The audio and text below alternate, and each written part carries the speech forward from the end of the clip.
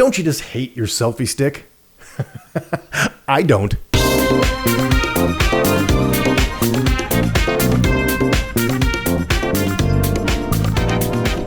Greetings and salutations, I am ScoJo in 360. The day has finally arrived. Yes, that's right. I have been talking to the Bushman Monopod people for quite a while now, but I got to admit up front, I'm a cheap bastard because I originally just got my Insta360 selfie stick that came with it. It's okay, it is invisible and it extends and works okay. In the cold, it sucks horribly, and I've occasionally wanted to rip my hair out about this grip, but I digress. So at one point, the Bushman people reached out to me and asked if I'd be interested in trying out their selfie stick. And I said, hell yeah.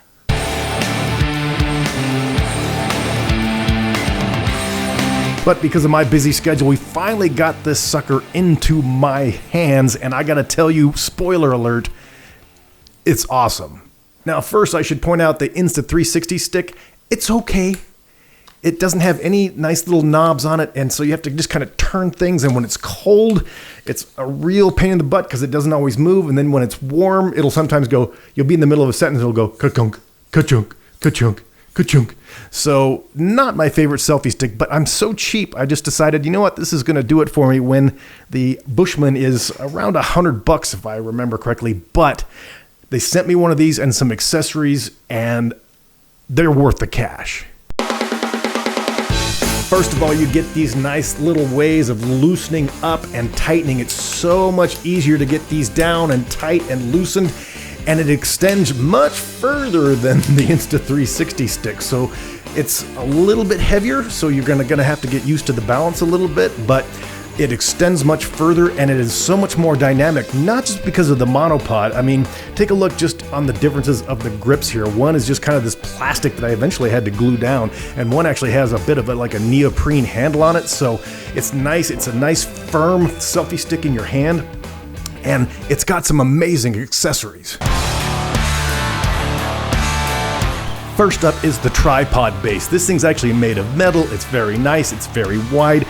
Compared to a third-party one I got for the Insta360, obviously you can see the difference in size. And that makes a big difference because, you know, you want to have some surface area so that this thing doesn't fall over. I scratched the lens partially because of this and my stupidity. So I fell in love just with the base alone, but the nice thing about it is you can actually even, it comes with a weight that screws onto the bottom. Are you following me here? That screws onto the selfie stick. And now you've got a tripod, essentially, tripod monopod that can withstand a fair amount of force. So if you want to do like virtual tours, or you just want to be able to talk to the camera without having to hold it in your hand, this is an amazing solution.